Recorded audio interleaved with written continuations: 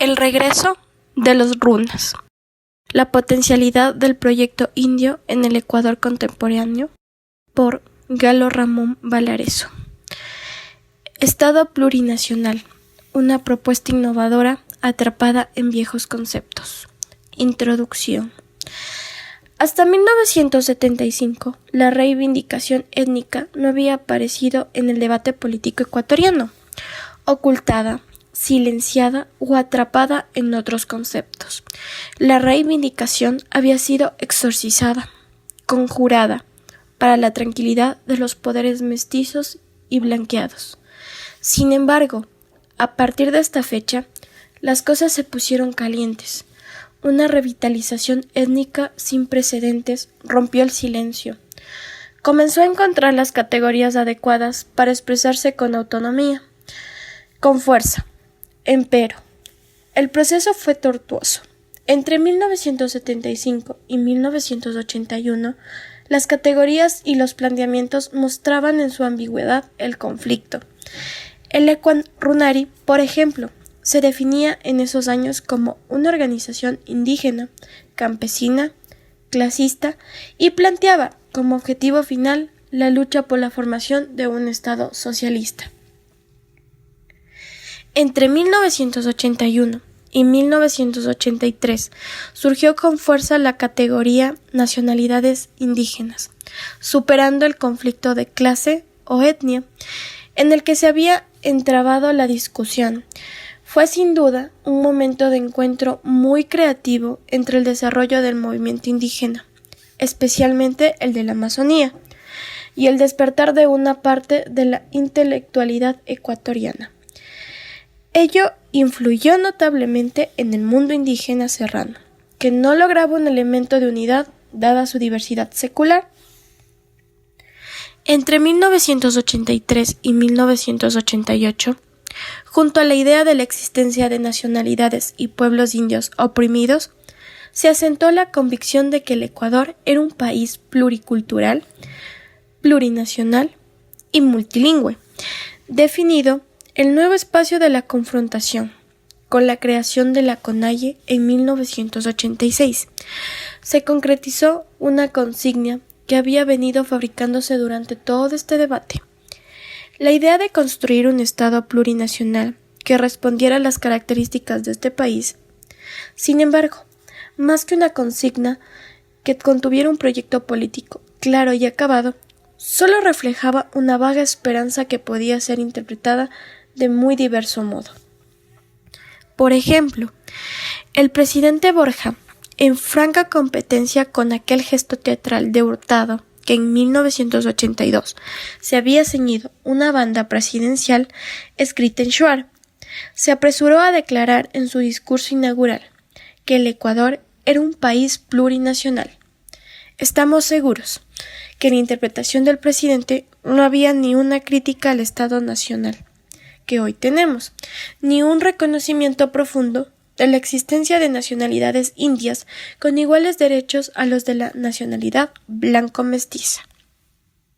Era apenas una vaga noción de aquellas que nutren la retórica de los dirigentes políticos.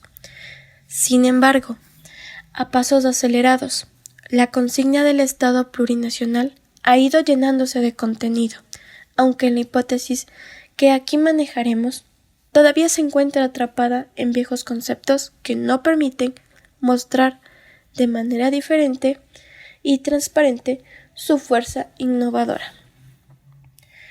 Varios acontecimientos han contribuido a la maduración de esta propuesta.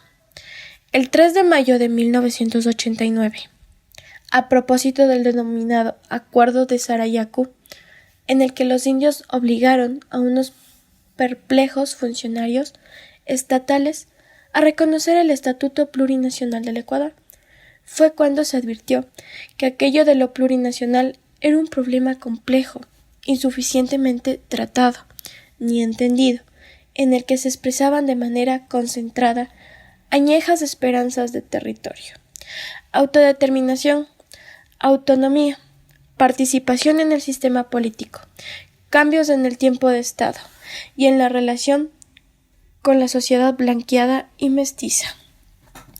Un año más tarde, en junio de 1990, el Levantamiento Indio Nacional encabezaba el programa de 16 puntos de revuelta con el planteamiento de que se declare al Ecuador como Estado plurinacional.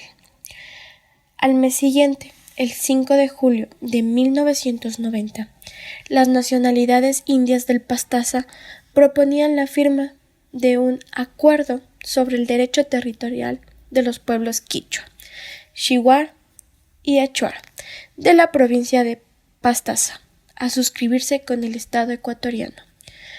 Fue la gota que alarmó al vecindario. A partir de esta fecha, el debate se agudizó, pero lejos de arrojar la luz, se oscureció notablemente. Aparecieron muy diversas reacciones, todo tipo de interpretaciones, grandes perplejidades, espectaculares deformaciones. En los extremos se situaron dos interpretaciones terriblemente diferenciadas. Para los unos había la clara certeza de que lo plurinacional era un proyecto separatista indio, aupado por unos derrotados comunistas que buscaban asirse a cualquier nuevo proyecto anarquizante que ponía en inminente riesgo la unidad nacional. Para los indios había una tergiversación de su planteamiento. No se consideraban separatistas, sino portadores de un proyecto beneficioso, no solo para sí mismos, sino para el conjunto de las sociedades ecuatorianas. ¿Cómo entender la propuesta india? ¿Qué posibilidades tiene de ganar terreno en la sociedad nacional? Tales preguntas para esta reflexión. Certezas compartidas: el fracaso del proyecto nacional criollo. Los criollos, constructores del Estado Nacional en 1830, no ignoraban ni la diversidad de la sociedad ecuatoriana, menos aún el enorme peso demográfico de los indios, que casi triplicaba al de los mestizos y blanqueados, por si cabría alguna duda de ello. 50 años atrás, el Estado colonial había levantado los censos más completos y modernos, que se disponían en la Real Audiencia de Quito.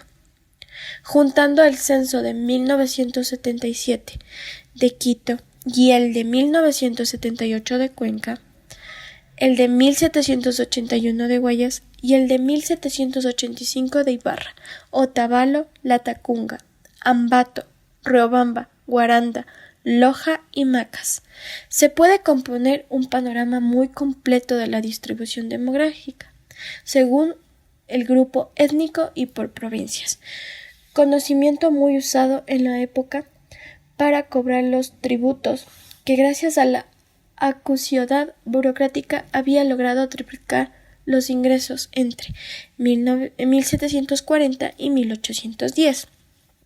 Los datos muestran que de un total de 411.182 personas, el 26,7% eran blancas, el 65,2% indios y el 6,7% libres de varios colores y el 1,27% eran de esclavos. Si los criollos conocían perfectamente la diversidad étnica y el peso de los indios, el hecho de haber creado un Estado nacional basado en blancos mostraba claramente que a los indios, negros y mestizos no se les concedía ningún potencial político, como en 1789. Ya lo había sostenido el criollo jesuita Juan de Velasco, que la diversidad fue entendida como una traba para el progreso y que la condición del desarrollo de esta nación radicaba en la unificación de la lengua, el vestido y el pensamiento político y religioso. Planteamientos firmemente sostenidos por Eugenio Espejo, considerado el precursor intelectual de la independencia. La propuesta de unificar a la sociedad tras el proyecto criollo provenía de intelectualidad más avanzada de los criollos, pero no coincidía necesariamente con las propuestas y conductas de las clases dominantes. como la de los terratenientes, por ejemplo. Antes de analizar esas diferencias, examinemos el proyecto de esa intelectualidad. Los intelectuales criollos pusieron 5 elementos centrales para unificar a los indios y mestizos tras el proyecto de construcción del Estado Nacional: la ciudadanización, la cristianización y la escolarización, la enseñanza del español y la unificación del vestido. La ciudadanización fue entendida en aquel momento como la liberación del tributo, paso indispensable para la igualación de las razas ante el Estado, al convertir a todos los individuos en sujetos libres, independientemente de su filiación étnica. Tal política debía ser implementada por el gobierno y esperaba reclutar la adhesión de indios y mestizos, al liberarlos de una imposición económica onerosa y de una acción discriminatoria, signos que mostrarían las ventajas de la independencia y del nuevo Estado.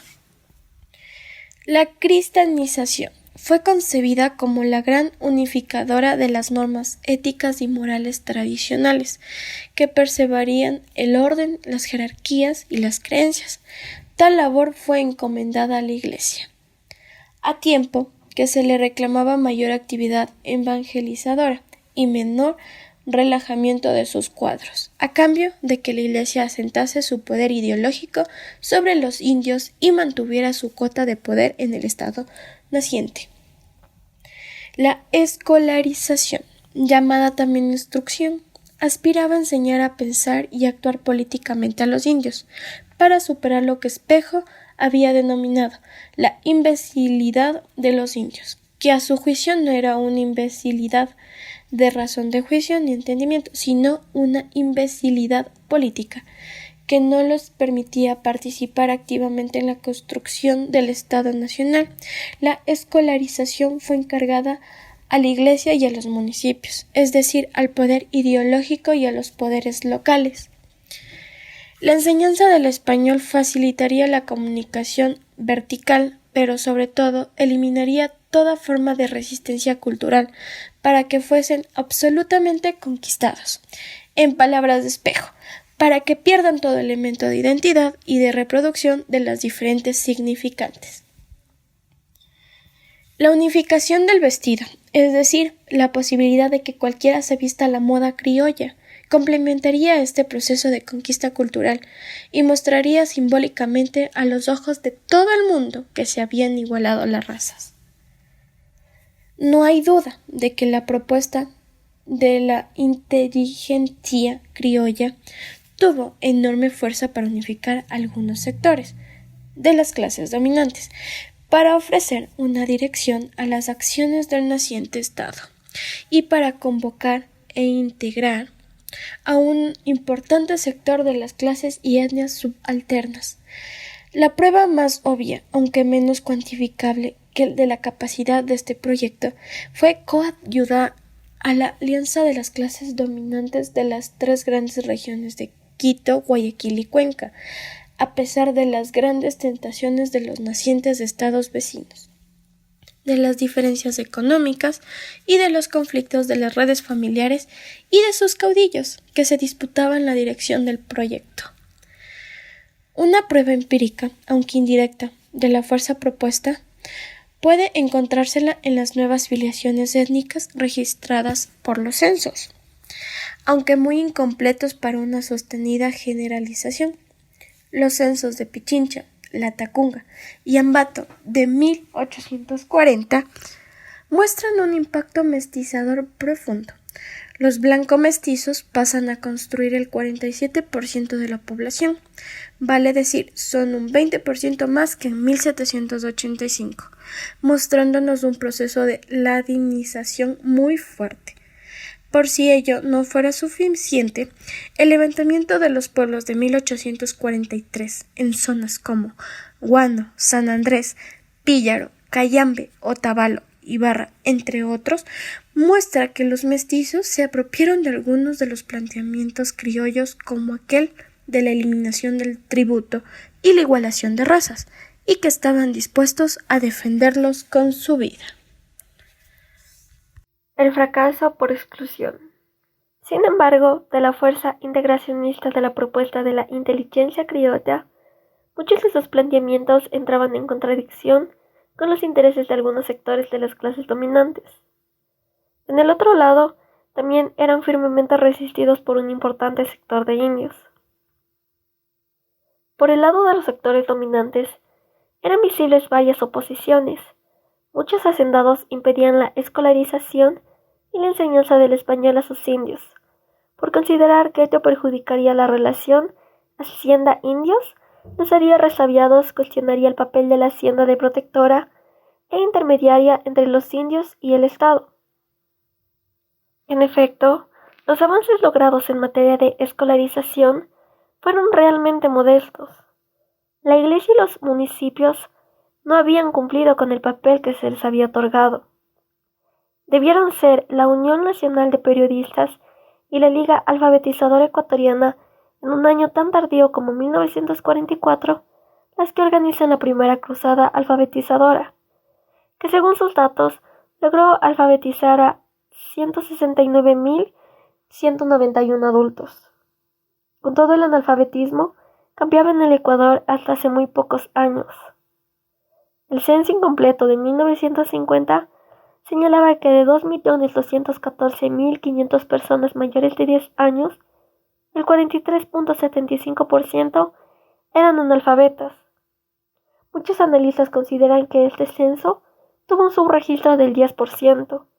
Por tanto, el analfabetismo debió ubicarse entre el 48 y 53%. Entre los indios, la situación era peor. En ausencia de datos confiables, el cálculo de P. A. Suárez parece todavía generoso.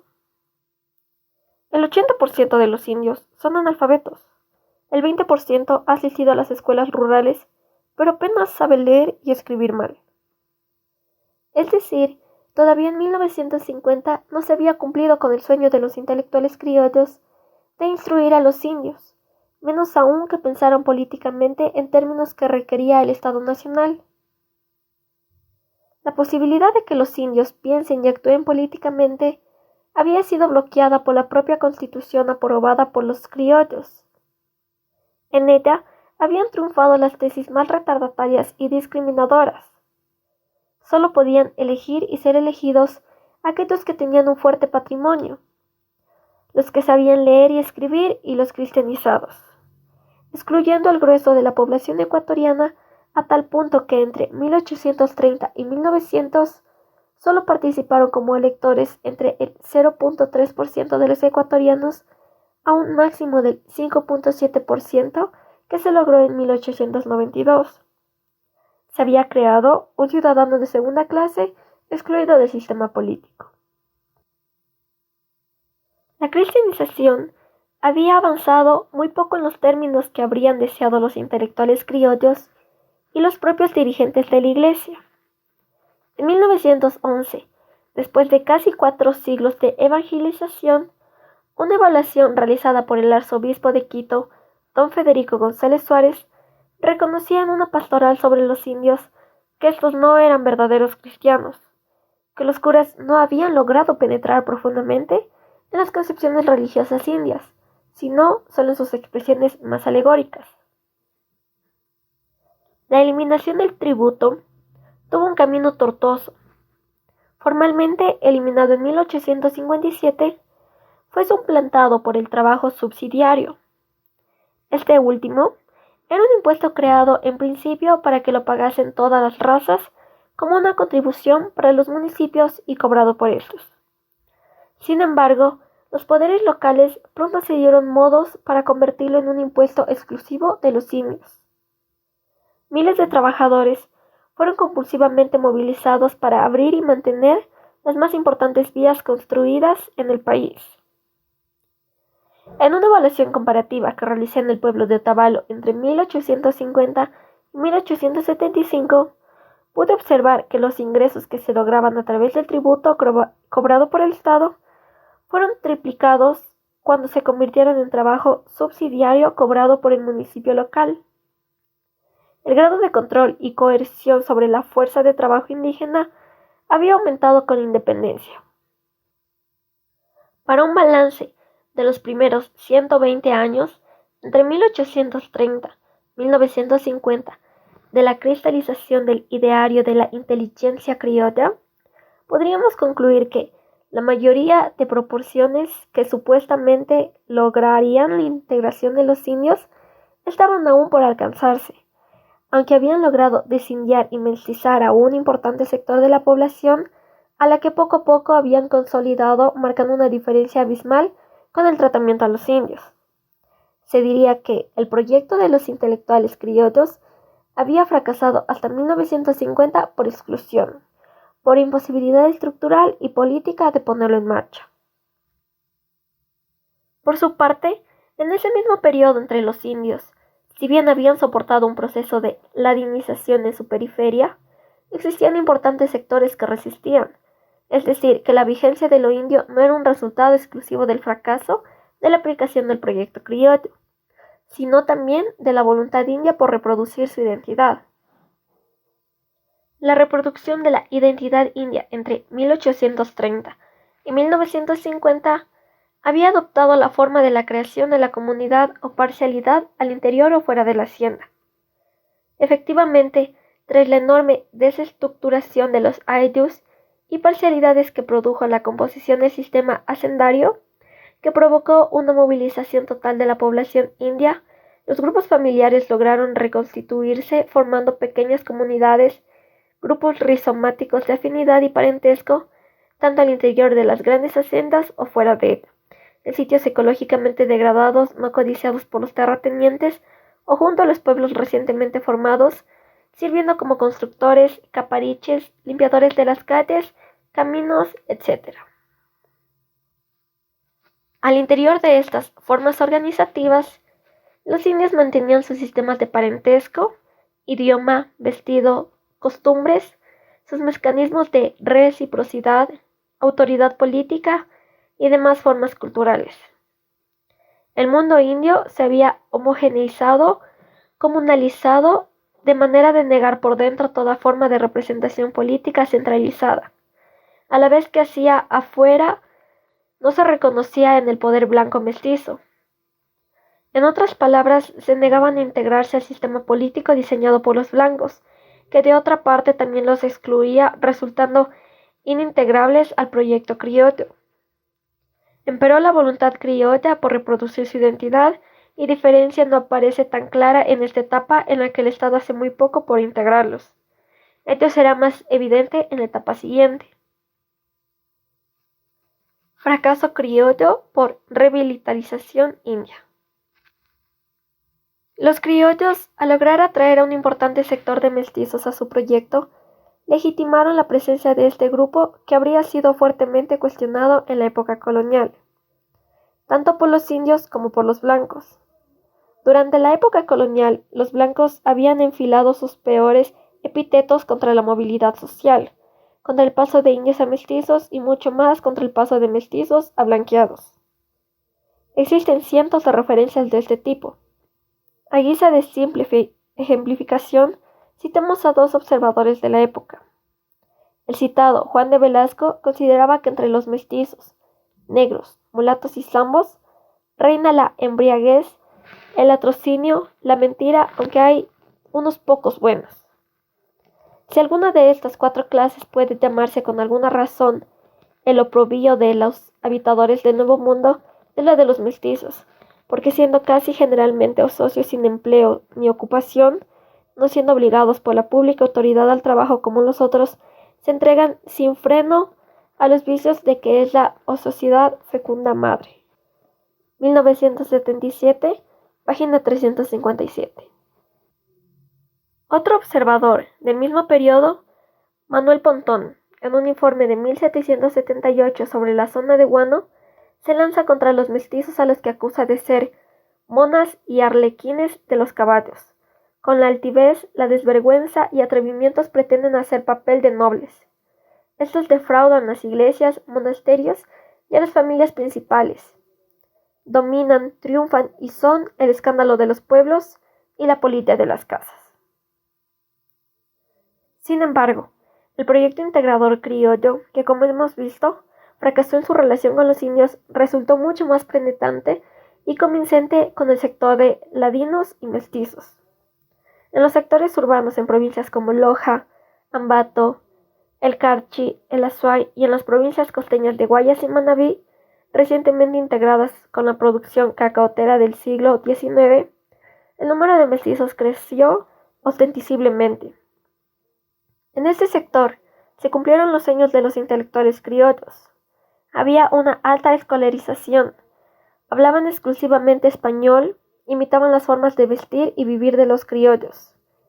Eran buenos cristianos y se encontraban en un febril proceso de blanqueamiento para exorcizar lo más lejos posible su reciente pasado indio.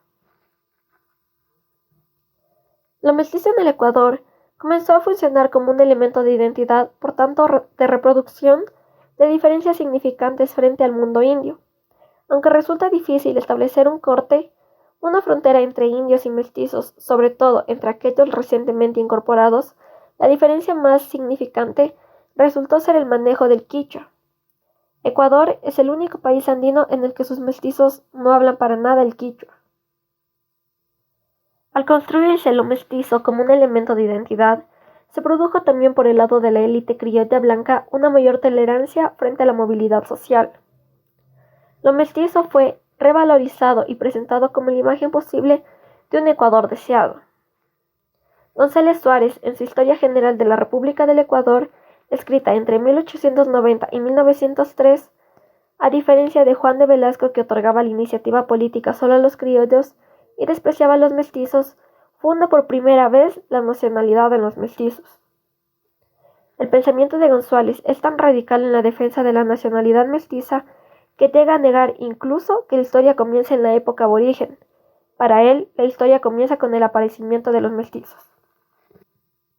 Cuando se formaba poco a poco en el suelo ecuatoriano la nueva colonia, la principal parte de la población la constituían los indios, muchísimo más numerosos entonces que ahora. El número de los europeos era todavía relativamente corto. Las familias que los españoles habían formado estaban en la flor de la vida y del abrazo de la raza europea. Con la raza americana iba brotando una generación llena de vigor y dispuesta para lanzarse a empresas aventuradas. Esa generación eran los mestizos, en tanto los indios, esa raza subyugada, debe ser incorporada a la civilización. Mientras el indio conserve su lengua materna propia, su civilización será moralmente imposible el buen éxito de toda reforma. Nos dice en la pastoral sobre la evangelización de los indios, repitiendo espejo. Se consolidó entonces a inicios del siglo XX la idea de la unidad nacional basada en el mestizaje, la idea de una sola religión, una lengua, un territorio, de un solo poder representado en el Estado, con su respectivo cuerpo de leyes y organización política. En fin, una reinterpretación oficial de la historia para justificar ese proyecto. Ello no quería decir, en modo alguno, que habían resuelto los problemas étnicos, regionales y las diferencias clasistas.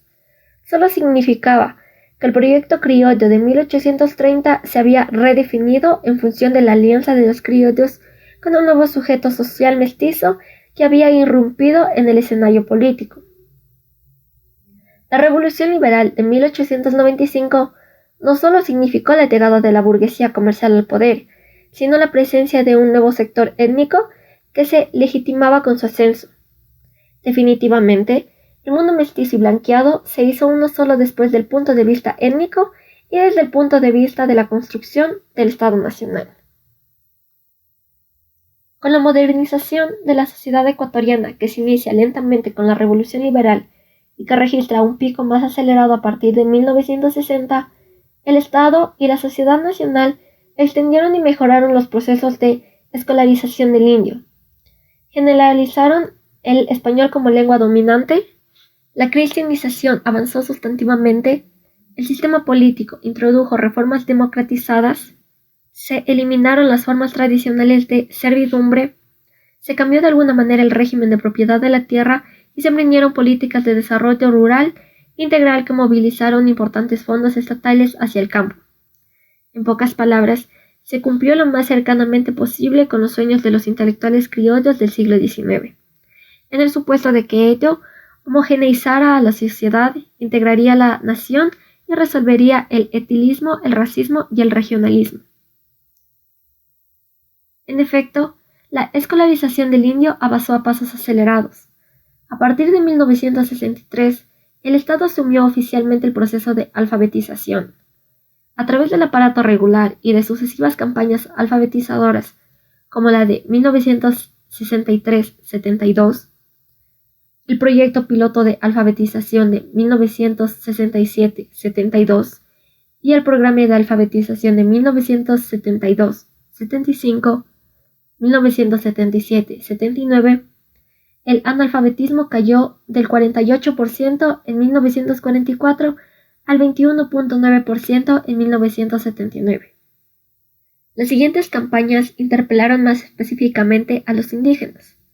El programa de alfabetización Jaime Roldós Aguilera de 1980-84, la campaña Monseñor Leonidas Proaño de 1988-90 y un conjunto de iniciativas de diversas ONGs y de los propios indios bajaron el analfabetismo a un 12.4%, cifra realmente baja entre los países andinos.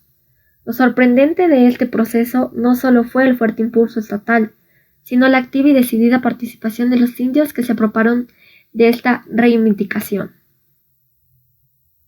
El sistema político introdujo varias modificaciones, como la eliminación del trabajo subsidiario, la eliminación del concertaje y el encarcelamiento por deudas, la eliminación de los diezmos, el voto de la mujer, la cedulación masiva y el voto a los analfabetos.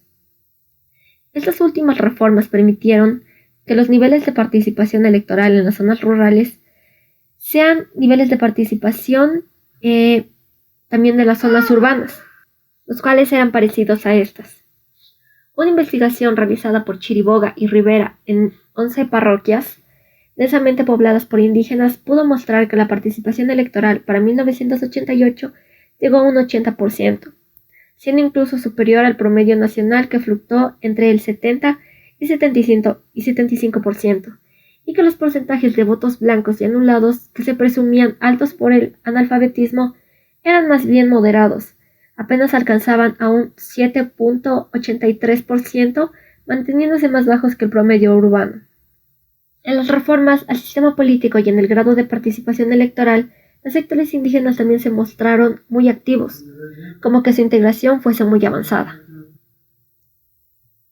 En las reformas a la estructura de tenencia de la tierra también se avanzó considerablemente. A través de dos reformas agrarias, de política de colonización y de una fuerte activación del mercado de tierras por amenaza, accedió y por simple funcionamiento del mercado, la estructura de tenencia de la tierra cambió sustantivamente en los últimos 40 años. De una estructura agraria muy concentrada en 1954, en la que los campesinos que tenían propiedades de menos de 20 as apenas accedían al 16.6%, mientras los terratenientes que tenían unidades mayores a 100 as controlaban el 65%, se pasa a una estructura tripartitaria de la tierra, en la que los campesinos lograron acceder al 35% en 1987.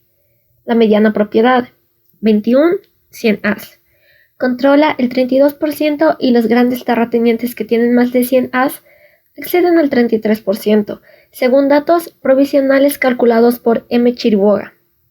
También en este proceso los indios se mostraron muy activos, como respondiendo al plan modernizador del Estado. Luego de los procesos de reforma agraria, el Estado planteó hacia el campo la política de desarrollo rural integral. El Estado diseñó entre 1982-84 17 grandes proyectos, mientras toda suerte de ONGs y diversas oficinas estatales comenzaron a trabajar en proyectos pequeños, que llegaron de alguna manera a casi todas las comunidades indígenas. Los pueblos indios rápidamente se apropiaron de la reivindicación del desarrollo.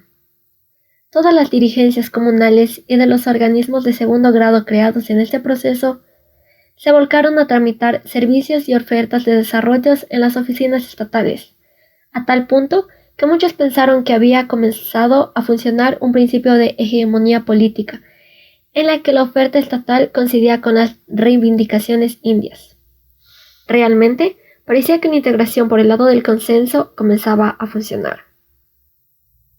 Sin embargo, de todos estos datos en los que de una parte el proyecto estatal cumple lo más cercanamente posible con los sueños de los intelectuales criollos y que de otra parte logra atraer la participación india, se produce un hecho insólito que podría dejar perplejo al mismísimo Espejo. Los indios, lejos de desindianizarse e integrarse como mestizos al proyecto nacional, se han revitalizado enormemente.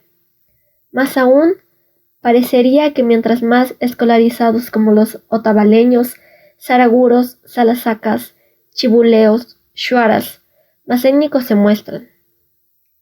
Que mientras mejor hablan y escriben el español, más conscientes se tornan.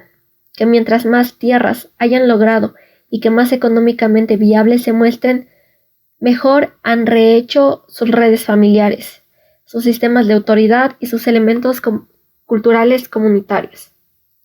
Que mientras más cristianizados sean, como los indios de Robamba, en el que el trabajo eclesiástico ha sido muy penetrante a tal punto de tener oficiantes indios, más levantiscos se vuelven. En fin, que mientras más usan el sistema político electoral, más se encuentran las limitaciones del proyecto nacional blanco-mestizo. El proyecto criollo, tal como fue formulado en el siglo XIX y concretado y desarrollado en el siglo XX, ha fracasado. Ha llegado a sus límites históricos sin producir la mestización de los indios, sino exactamente lo contrario, el fortalecimiento de los indios como nacionales. En este caso, el proyecto criollo ha fracasado, no por la falta de implementación, sino porque su realización ha permitido a los indios tomar acelerada conciencia de su etnicidad y del nuevo tipo de lucha en la que deben desarrollar su reivindicación. Los indios aprendieron a pensar políticamente en términos del Estado Nacional, como lo soñara Espejo, pero no precisamente del Estado Nacional criollo ni mestizo, sino de otra forma de Estado llamado plurinacional. También en este proceso pudimos observar que a pesar de la democratización del sistema político y de los cambios ocurridos en la ideología y en el sistema de propiedad agrario, tampoco desapareció el discrimen del indio y el racismo de la sociedad blanco-mestiza, como tampoco el sistema político ni el económico fueron permeables a reformas más radicales originadas en las propuestas indígenas. La propuesta india. Los elementos más importantes que caracterizan a la propuesta india han sido recogidos de muy diversas fuentes: documentos, programas, hojas volantes, reflexiones y conversaciones muy informales.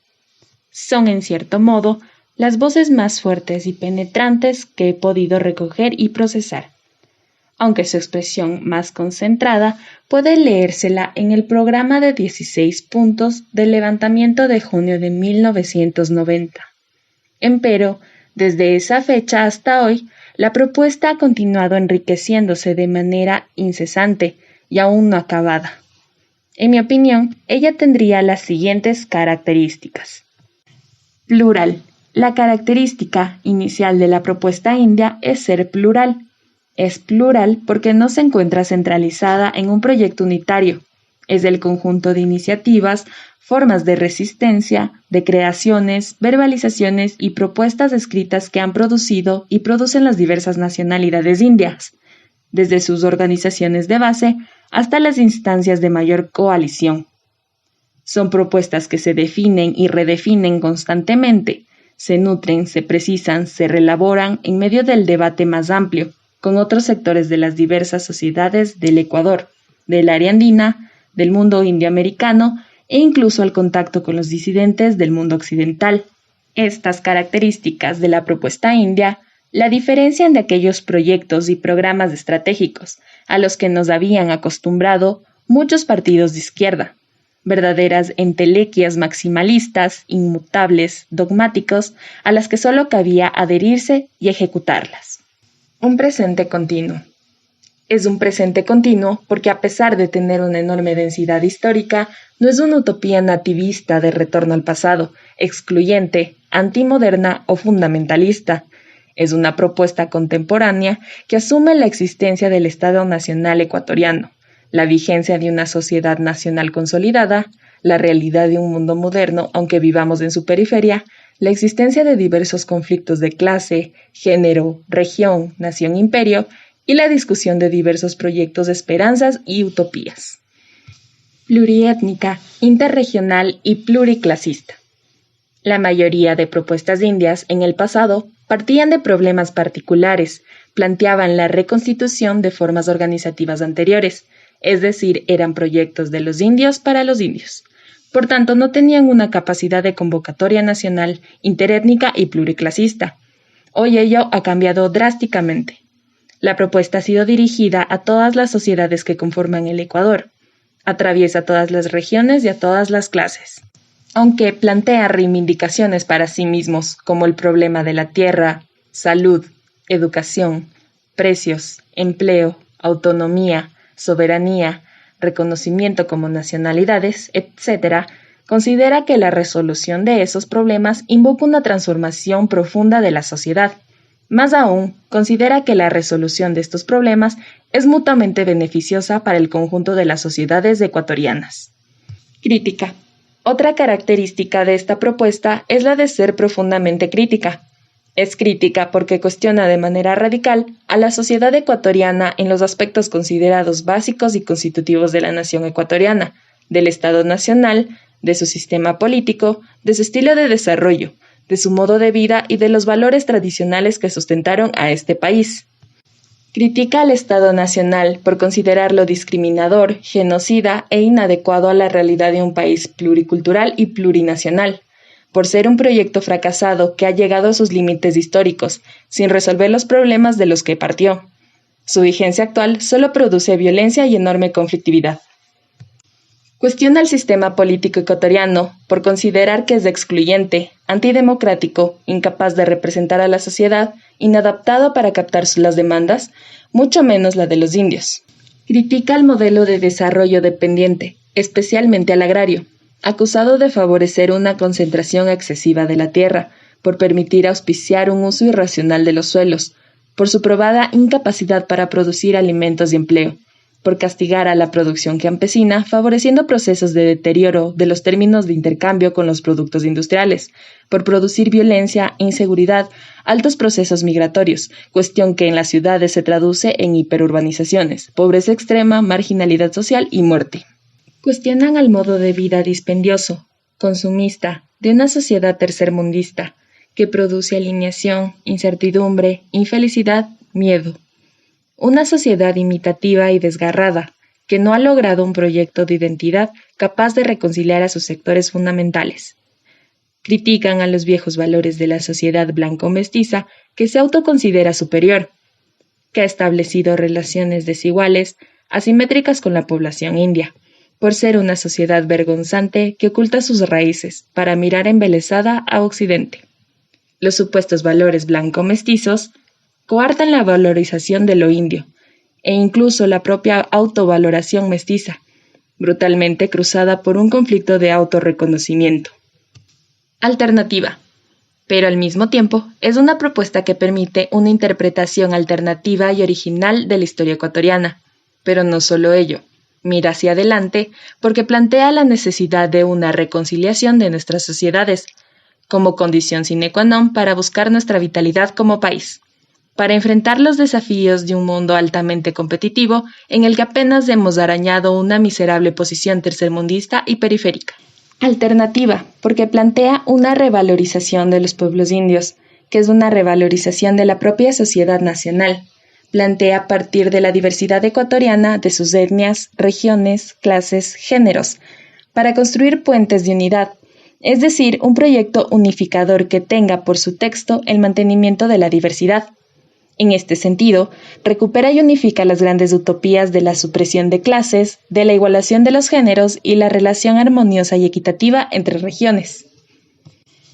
Plantea nuevas formas de representación política, en la que se reconozca la autonomía india, su capacidad de autorrepresentarse y de participar en igualdad de condiciones, con la sociedad nacional en el ejercicio del poder político. Busca un nuevo estilo de desarrollo, basado en 6 principios fundamentales: la equidad social, el respeto y la armonía con la naturaleza, lograr la mayor eficiencia productiva con la potenciación de los conocimientos acumulados históricamente sobre nuestro medio por las diversas sociedades que lo han habitado, la asimilación crítica de las alternativas producidas por el conjunto de la humanidad, especialmente de los conocimientos de la ciencia crítica de la posmodernidad, la combinación de la iniciativa individual con el beneficio comunitario, comunitarismo privado, y un estilo de vida sencillo, sobrio a la manera india. Plantean construir una cultura andina no dependiente, que partan con la común identidad andina, la potencia con los aportes culturales afroecuatorianos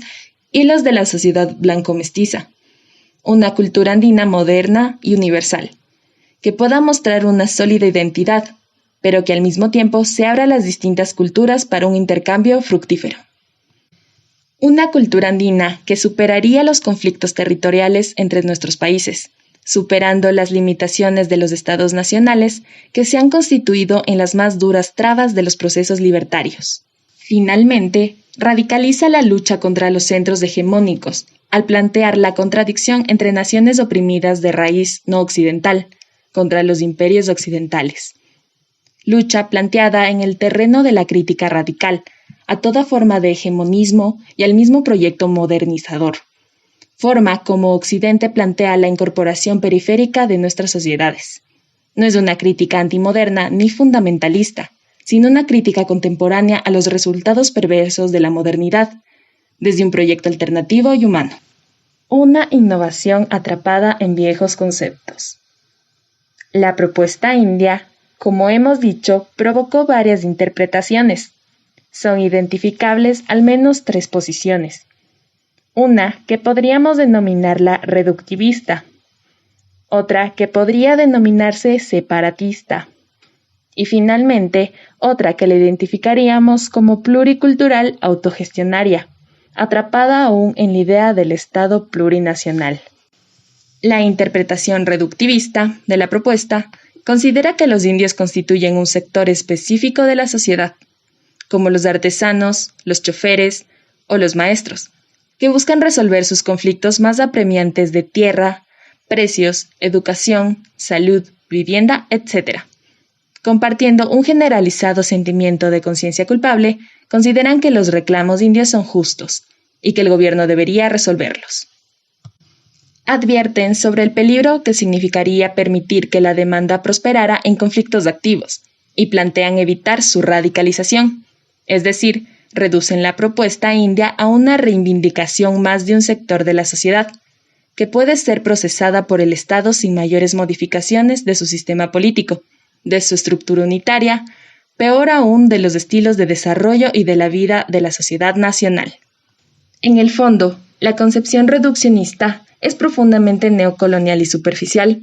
Considera que los indios no son capaces de generar una propuesta política globalizadora, peor aún alternativa, pues ello solo correspondería al mundo blanqueado y mestizo. Tan es así que el sector indio lo conciben siempre como un sector rural, una masa indiferenciada, ignorante, manipulable, un problema, una rémora y hasta una vergüenza. Hay dentro de esta tendencia interpretativa quienes consideran que incluso sus demandas son exageradas, provocadas por agitadores que, de concedérseles, la tierra, por ejemplo, solo serviría para volverlas improductivas. Tal es la valoración del indio y sus propuestas. La interpretación separatista va más allá de la reduccionista, en el sentido de advertir que la oculta intención india es romper la unidad del Estado, crear estados paralelos o estados dentro de otro estado. Por ello consideran que es una consigna antipatriótica inspirada y aupada por quienes siempre han querido la disolución del país. Es una interpretación que ha tenido mucho asidero al interior de las Fuerzas Armadas y en otros sectores convencidos de que el modelo del Estado Nacional actual es el único posible. Esta interpretación es al mismo tiempo neocolonial y dogmática. Neocolonial porque en el fondo tampoco considera que los indios pueden ser autores de una propuesta de esta naturaleza, sino que han sido manipulados por unos anarquistas y comunistas profesionales, que nunca han querido el bien del país, sino que han bregado por su disolución. En este caso, no hacen mayores diferencias entre un comunista, un anarquista o un activista indio. Pero también es una interpretación dogmática, fundada en una creencia absoluta, estática y de catecismo, en los supuestos valores del actual tipo de Estado nacional.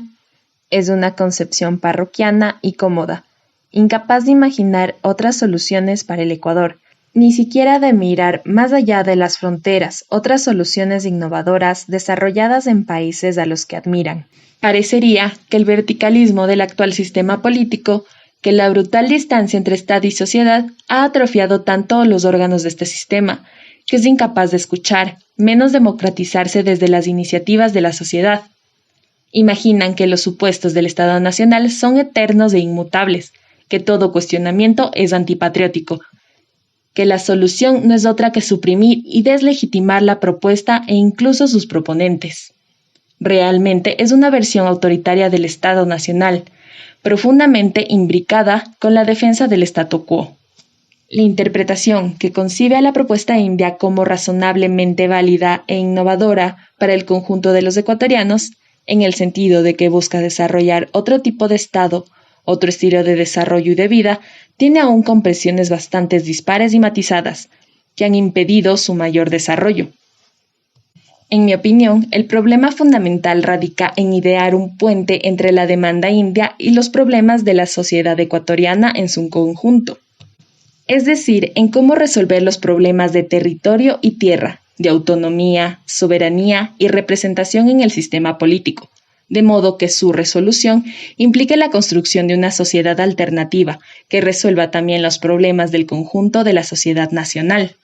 La posibilidad de construir ese puente se ha visto bloqueada, en mi punto de vista, por el inadecuado concepto de Estado plurinacional, con el que se conceptualiza un imaginario que va más allá de las ataduras que impone la idea de Estado. Considero que la noción de Estado, como un poder centralizado, entraba y pone límites a la utopía de construcción de una sociedad pluricultural, justa, solidaria y basada en las mejores tradiciones de las diversas culturas del Ecuador. Obliga a los participantes a pensar en modelos como los estados federativos de diversas nacionalidades, en estados con regiones autónomas o cualquier otra modalidad que tenga por premisa la construcción de un estado. Si tal fuera la resolución de la propuesta india, no encuentro casi nada novedoso respecto a otras soluciones ideadas en otros países. Solo encontraría que mataríamos la potencialidad india para proponer un proyecto alternativo, beneficioso al conjunto de la sociedad, que crearíamos 11 o 12 pequeños estados o regiones autónomas, todas inviables, sumidas en mayores problemas que quizás agudizarían los conflictos y tal vez crearían naciones indias de segunda, miradas desde arriba, desde una sociedad blanqueada y mestiza, que no habría corregido en un ápice su relación prepotente y etnócida con la sociedad india. Pienso que la propuesta india debería crear un pensamiento pluricultural, es decir, un conjunto de puentes que unan las diversas modalidades de resistencia india con las diversas modalidades de resistencia del pueblo no indio, las iniciativas y propuestas indias con las utopías ecologistas de supresión de las diferencias de género, de supresión de las clases y el humanismo de las comunidades eclesiales. Las esperanzas indias con la crítica de los disidentes occidentales posmodernos, críticos al proyecto de la modernidad. Seguramente el resultado será algo bien distinto que imaginar un Estado, apuntando más bien a formas autogestionarias de organización de la sociedad, sin las ataduras de los poderes centralizadores. Por tanto, la lucha india no estaría centralmente dirigida a perfeccionar al Estado, aunque esa es una tarea necesaria, sino a fortalecer a la sociedad contra el Estado.